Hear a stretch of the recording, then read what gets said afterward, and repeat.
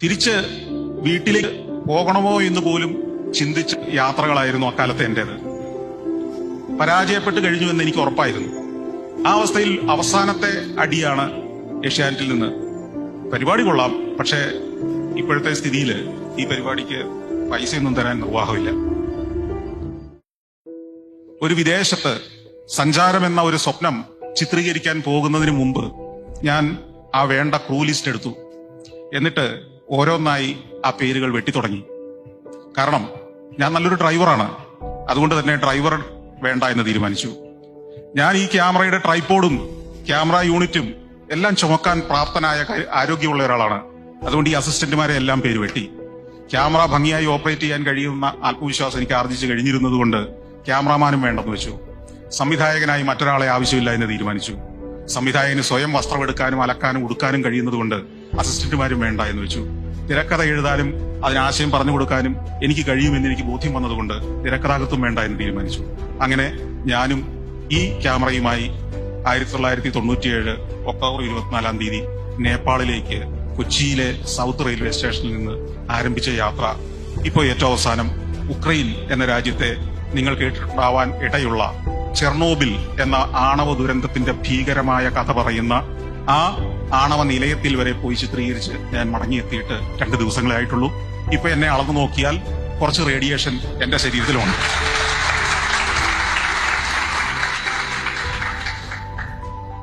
ഇവിടെയൊക്കെ ഞാൻ നിങ്ങളോട് പറയാൻ ശ്രമിക്കുന്ന കാര്യം, സഞ്ചാരത്തിലൂടെ അല്ലെങ്കിൽ ഞാൻ ഇഷ്ടപ്പെടുന്ന ഈ തൊഴിലിലൂടെ ഞാൻ നേടിയത് ഒരു പൈസ പോലും മിച്ചം നേടിയിട്ടുണ്ടെന്ന് എനിക്ക് തോന്നുന്നില്ല. തോന്നുകയല്ല, ഇല്ല. അതാണ് സത്യം. ഞാൻ ഈ സഞ്ചാരം ഉണ്ടാക്കി നേപ്പാളിലേക്ക് പോയി, പിന്നീട് മാൽദീവ്സിലേക്ക് പോയി, അതിനുശേഷം കിഴക്കനേഷ്യ, സിംഗപ്പൂർ, തായ്ലൻഡ്, മലേഷ്യ ഒക്കെ പോയി. ഇതെല്ലാം കഴിഞ്ഞ് തിരിച്ചു വരുമ്പോഴും ഓരോ യാത്രയും കഴിഞ്ഞു വരുമ്പോ ആ പരിപാടിയെ എഡിറ്റ് ചെയ്ത് ഒരു ട്രാവൽ പരിപാടിയാക്കി ദൂരദർശനിൽ ഞാൻ എത്തിക്കും, ഏഷ്യാനെറ്റിലെത്തിക്കും. ആ സമയമായപ്പോഴേക്കും കൈരളി TV ആരംഭിച്ചിരുന്നു, അവിടെ എത്തിക്കും. ഈ കാസറ്റുകൾ അവരുടെ ലൈബ്രറികളുണ്ട്. പ്രോഗ്രാം പ്രൊഡ്യൂസേഴ്സിനോട് കാര്യങ്ങൾ പറയും. അവര് അല്പം നെറ്റി ചുളിച്ചുകൊണ്ട് ചോദിക്കും, ഇതൊരു ഡോക്യുമെന്ററി സ്വഭാവമുള്ളതല്ലേ? അതെ, ഡോക്യുമെന്ററികളൊക്കെ ഇതാരും കാണും ആളുകൾ, നിങ്ങളൊന്ന് കണ്ടു നോക്കൂ. അങ്ങനെ 97 മുതൽ 2001 വരെ ഈ 3 ചാനലുകളുടെയും ലൈബ്രറിയിൽ ആരാലും ശ്രദ്ധിക്കപ്പെടാതെ സഞ്ചാരം ഇരുന്ന ഒരു കാലവും ഉണ്ട്. പിന്നീട് ഏഷ്യാനെറ്റിൽ അത്തരം പരിപാടികൾ സംപ്രേഷണം ചെയ്യാൻ സാധ്യതയുണ്ട് എന്ന് തിരിച്ചറിഞ്ഞ ഒരു പ്രോഗ്രാം ചുമതലക്കാരൻ, അദ്ദേഹം ഇപ്പോഴും അവിടെയുണ്ട്, ഇപ്പൊ അദ്ദേഹം ജനറൽ മാനേജറാണ് അവിടുത്തെ. അദ്ദേഹം ഒരു ദിവസം എന്നെ വിളിച്ചിട്ട് പറഞ്ഞു, സന്തോഷ്, ഇങ്ങനെ ഒരു പരിപാടി ഇവിടെ ഉണ്ടല്ലോ, അത് നമുക്ക് വേണമെങ്കിൽ സംപ്രേഷണം ചെയ്യാം, ഒന്ന് ഇവിടം വരെ വരൂ. ഞാൻ ചെന്നു. അദ്ദേഹം അന്നത്തെ MD, ഇന്നത്തെയും MD അദ്ദേഹമാണ്, മാധവൻ. അദ്ദേഹത്തിന്റെ മുറിയിൽ നിന്ന് ഇറങ്ങി വന്നിട്ട് എന്റെ അടുത്ത് പറഞ്ഞു, സന്തോഷ്, ഈ പരിപാടി കൊള്ളാം, ഇത് നല്ല പരിപാടിയാണ്, ഇപ്പോഴാണ് ഞങ്ങൾ ഇത് കണ്ടത്, ശരിക്കും ഇതുവരെ കണ്ടിരുന്നില്ല, ഈ 4 വർഷത്തിനിടയ്ക്ക് അത് കണ്ടിരുന്നില്ല എന്ന സത്യം അദ്ദേഹം അപ്പോഴാണ് പറയുന്നത്. പക്ഷെ ഒരു കുഴപ്പമുണ്ട്, ഇതിന് നിങ്ങൾ ഉദ്ദേശിക്കുന്ന പ്രതിഫലമൊന്നും നൽകാൻ നിർവാഹമില്ല. ഞാൻ ചോദിച്ചു, എത്ര കിട്ടും? അദ്ദേഹം വീണ്ടും MDയുടെ അടുത്ത് പോയി തിരിച്ചു വന്നിട്ട് എന്റെ അടുത്ത് പറഞ്ഞു, ഈ പരിപാടിക്ക് ഒരു പൈസയും പ്രതിഫലം തരാൻ നിർവാഹമില്ല, നിങ്ങൾക്ക് വേണമെങ്കിൽ ഇത് സംപ്രേഷണം ചെയ്തു തരാൻ. അപ്പോഴേക്കും നിങ്ങൾക്കറിയാം, ഏതാനും വർഷങ്ങൾ ടെലിവിഷൻ എന്ന സ്വപ്നം മനസ്സിൽ താലോലിച്ച് നടക്കുന്ന ഒരു ചെറുപ്പക്കാരൻ, ബന്ധുക്കളും സുഹൃത്തുക്കളും ഒക്കെ ഇയാൾ ടെലിവിഷനിൽ എന്തോ ആകാൻ പോകുന്നു എന്ന പ്രതീക്ഷയോടെയും പരിഹാസത്തോടെയും നോക്കി നിൽക്കുന്ന ഒരു കാലം. സഞ്ചാരം എന്നൊരു സ്വപ്നവുമായിട്ട് യാത്രകൾ തുടങ്ങിയിട്ട് വർഷം 5 ആകാൻ പോകുന്നു. അതിൽ ആദ്യ എപ്പിസോഡുകൾ ചിത്രീകരിച്ച് എഡിറ്റ് ചെയ്ത് കഴിഞ്ഞിട്ട് തന്നെ 4 വർഷമായി. ഈ 4 വർഷം കൊണ്ട് സുഹൃത്തുക്കളും ബന്ധുക്കളും ഒക്കെ വീഡിയോ കാസറ്റുകളായി ഇത് കണ്ടു കഴിഞ്ഞു. പക്ഷെ ഇപ്പോഴും സംപ്രേഷണം തുടങ്ങിയിട്ടില്ല. അക്കാലത്ത് എനിക്ക് എന്റെ ബന്ധു വീട്ടുകളിലേക്ക് പോകാൻ മടിയായിരുന്നു, ഭയമായിരുന്നു, ഇവരെങ്ങാനും ഇതിനെക്കുറിച്ച് ചോദിച്ചെങ്കിലോ എന്ന്. എനിക്ക് എന്റെ ബന്ധുക്കളുടെ, സുഹൃത്തുക്കളുടെ മുഖത്ത് നോക്കാൻ ലജ്ജയായിരുന്നു. കാരണം 5 വർഷമായി സഞ്ചിയും തൂക്കി നടക്കുന്ന ഒരുത്തനെ, ലോകം സഞ്ചരിച്ച, ലോകം കാണാൻ ഇറങ്ങിയ, നാട്ടുകാരെ ലോകം കാണിക്കാൻ ഇറങ്ങിയ ഒരുവനെ എങ്ങനെയാണ് നമ്മുടെ നാട്ടുകാർ അന്ന് കണ്ടിരുന്നതെന്ന് ഊഹിക്കാവുന്നതേ ഉള്ളൂ. തിരിച്ച് വീട്ടിലേക്ക് പോകണമോ എന്ന് പോലും ചിന്തിച്ച യാത്രകളായിരുന്നു അക്കാലത്തെ എന്റെ. പരാജയപ്പെട്ട് കഴിഞ്ഞു എന്ന് എനിക്ക് ഉറപ്പായിരുന്നു.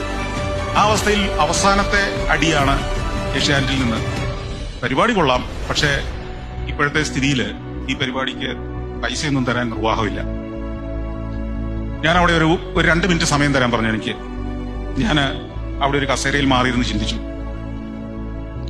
ഇതിന് പൈസ വേണം എന്ന് ഞാൻ വാശി പിടിച്ചാൽ ഏഷ്യാനെറ്റ് ഈ പരിപാടി സംപ്രേഷണം ചെയ്യില്ല. പൈസ വേണ്ട എന്ന് ഞാൻ സമ്മതിച്ചാൽ ചിലപ്പോൾ അടുത്ത ആഴ്ച മുതൽ സംപ്രേഷണം ആരംഭിക്കും. എന്നെ സംബന്ധിച്ചിടത്തോളം എനിക്ക് എന്റെ നാട്ടിലേക്ക് ചെന്നിറങ്ങണമെങ്കിൽ ഏഷ്യാനെറ്റിൽ ഈ പരിപാടി സംപ്രേഷണം ചെയ്തേ പറ്റൂ. ഒരു എപ്പിസോഡെങ്കിലും ടെലിവിഷനിൽ വന്നാൽ എനിക്ക് എന്റെ വീട്ടിലേക്ക് ധൈര്യപൂർവ്വം കയറി ചെല്ലാം. അപ്പോഴേക്ക് ഞാൻ വിവാഹം കഴിച്ചിരുന്നു. എനിക്ക് എന്റെ ഭാര്യ വീട്ടുകാരുടെ മുഖത്തേക്ക് നോക്കാം. ഞാൻ സമ്മതിച്ചു, സംപ്രേഷണം ചെയ്യാം, പൈസ വേണ്ട. അങ്ങനെ ഏകദേശം 2001 മുതൽ 2012 വരെ 1 രൂപ പോലും പ്രതിഫലം വാങ്ങാതെ ഞാൻ സഞ്ചാരം നിർമ്മിച്ചു കൊടുത്തുകൊണ്ടിരുന്നു. ഏഷ്യാനെറ്റ് ഒരു പൈസയും എനിക്ക് തന്നില്ലെങ്കിലും ഏഷ്യാനെറ്റ് എന്നെ ജീവിക്കാൻ പഠിപ്പിച്ചു കഴിഞ്ഞിരുന്നു. അപ്പോഴേക്കും ഞാൻ സഞ്ചാരം ഏതാനും എപ്പിസോഡുകൾ സംപ്രേഷണം ചെയ്തു കഴിഞ്ഞപ്പോഴേക്കും ഏഷ്യാനെറ്റിൽ നിന്ന് ഈ പറഞ്ഞ സുഹൃത്ത് തന്നെ, അദ്ദേഹത്തിന്റെ പ്രശ്നങ്ങൾ ആദ്യം പറഞ്ഞിരുന്നല്ലോ, പണത്തിന്റെ പ്രശ്നം. എന്റെ അടുത്ത് പറഞ്ഞു, പലരും ഏഷ്യാനെറ്റിൽ വിളിക്കുന്നുണ്ട്, ഇതിന്റെ CD കിട്ടുമോ എന്ന് ചോദിക്കുന്നുണ്ട്. ആ വിളിക്കുന്ന നമ്പറുകൾ നിങ്ങൾക്ക് തരാം, നിങ്ങൾക്ക് ഇതിന്റെ CDകൾ കുറച്ചൊന്ന് പ്രിന്റ് എടുത്തുകൊള്ളു. ഞാനത് വലിയ കാര്യമാക്കിയില്ല ആദ്യം. ഇനി അതിനും കൂടിയുള്ള പണം മുടക്കാൻ നമ്മുടെ കയ്യിലില്ല. വീണ്ടും ഏതാനും ആഴ്ചകൾ കഴിഞ്ഞപ്പോ ഏഷ്യാനെറ്റിൽ നിന്ന് പലരും വിളിക്കാൻ തുടങ്ങി, അവിടുത്തെ റിസപ്ഷനിസ്റ്റ് ഉൾപ്പെടെ. ഇവിടെ പലരും ഇങ്ങനെ വിളിക്കുന്നു, സഞ്ചാരം എന്ന് പറഞ്ഞ പരിപാടിയുടെ CD കിട്ടുമോ എന്ന് ചോദിക്കുന്നു. അപ്പൊ എനിക്കൊരു തോന്നല്, ഇത് CD ആക്കിയാലോ. അങ്ങനെ ഞാനും എഡിറ്റ് ചെയ്യുന്ന എന്റെ സുഹൃത്തും കൂടെ ചേർന്ന് ഞങ്ങളുടെ ഹോം കമ്പ്യൂട്ടറിൽ റൈറ്റ് ചെയ്ത് ഞങ്ങൾ തന്നെ ഉണ്ടാക്കിയ ഒരു സ്റ്റിക്കറൊക്കെ ഒട്ടിച്ച് ഈ CDകൾ വിൽപ്പന ആരംഭിച്ചു. ഇത് അധികം വിൽക്കില്ല എന്ന് അന്ന് തോന്നിയിരുന്നത് കൊണ്ട് ഏതാണ്ട് ഒരു വൈരാഗ്യ ബുദ്ധിയോടെ അതിന് ഞാൻ ഒരു സെറ്റിന് 3500 രൂപയും വിലയിട്ടു. അക്കാലത്ത് ആരും ഇടാത്ത വില.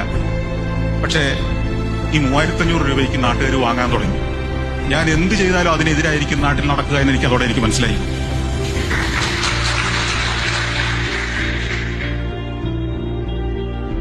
സഞ്ചാരം അങ്ങനെ 12 വർഷം 100 കണക്കിന് സെറ്റ് CDകൾ വിറ്റു. ക്രമേണ ഒരു ടെലിവിഷൻ ചാനൽ പ്രവർത്തിക്കുന്നത് എങ്ങനെയെന്ന് എനിക്ക് ബോധ്യമായി. സഞ്ചാരം പോലൊരു പരിപാടി ആഴ്ചയിൽ ഒന്നേ നിർമ്മിക്കുന്നുള്ളൂ എങ്കിലും ആഴ്ചയിൽ എല്ലാ ദിവസവും എങ്ങനെ നിർമ്മിക്കാൻ കഴിയും എന്നെനിക്ക് വ്യക്തമായി. അതിനുള്ളൊരു ടീമിനെ ഞാൻ രൂപീകരിച്ചു. അതിനുവേണ്ട ടെക്നോളജി ഞാൻ ആർജിച്ചു. അപ്പോഴേക്കും സാങ്കേതിക വിദ്യകൾ ആകെ മാറിയിരുന്നു. ഒന്നെനിക്ക് മനസ്സിലായി, ഏഷ്യാനെറ്റോ ദൂരദർശനോ മറ്റ് ചാനലുകളോ ഒക്കെ ആരംഭിച്ച കാലത്തെ എക്യുപ്മെന്റ്സോ അത്രയേറെ മാൻപവറോ അത്രയേറെ സന്നാഹങ്ങളോ ഒന്നുമില്ലാതെ ഇന്നത്തെ കാലത്ത് ബുദ്ധിപൂർവ്വം പ്രവർത്തിച്ചാൽ ഒരു ചാനലിനെ നിലനിർത്തിക്കൊണ്ടു പോകാൻ കഴിയുമെന്ന് എനിക്ക് മനസ്സിലായി. അങ്ങനെയാണ് ഒരു ദിവസം ഞാൻ വീണ്ടും ഒരു മണ്ടൻ തീരുമാനത്തിലേക്ക് എടുത്തു ചാടിയത്. സഞ്ചാരത്തെ ഒരു ടെലിവിഷൻ ചാനലാക്കി മാറ്റുക. സഫാരി എന്നൊരു ചാനല് ആരംഭിക്കുന്നത് അങ്ങനെയാണ്. അതിനും നിരന്തരമായ പ്രവർത്തനങ്ങൾ ആവശ്യമായിരുന്നു. ഇന്നും നിങ്ങൾ ആ ചാനൽ കാണുമ്പോൾ നിങ്ങൾക്കറിയാം, ഞാൻ ഈ പറഞ്ഞു വന്നതിന്റെ തുടർച്ച അതിലുമുണ്ട്. ഒരൊറ്റ രൂപയുടെ പോലും പരസ്യമില്ലാതെ 5ാമത്തെ വർഷം പ്രവർത്തിക്കുന്ന കേരളത്തിലെ എന്ന് ഞാൻ പറയുന്നില്ല, ചിലപ്പോൾ ഇന്ത്യയിലെയോ ലോകത്തിലെ തന്നെയോ അപൂർവമായ ചാനലുകളിലുണ്ടായിരിക്കും. പരസ്യമില്ലാതെ ടെലിവിഷൻ ചാനൽ പ്രവർത്തിക്കുകയോ ആളുകൾ നെറ്റിച്ചുളിക്കും.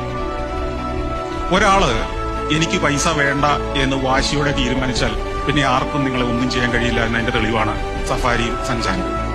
പൈസയോട് പുതിയ സംരംഭകരാണെങ്കിൽ എനിക്ക് ഒരു കാര്യമേ പറയാനുള്ളൂ, പണമാവരുത് നിങ്ങളുടെ ലക്ഷ്യം.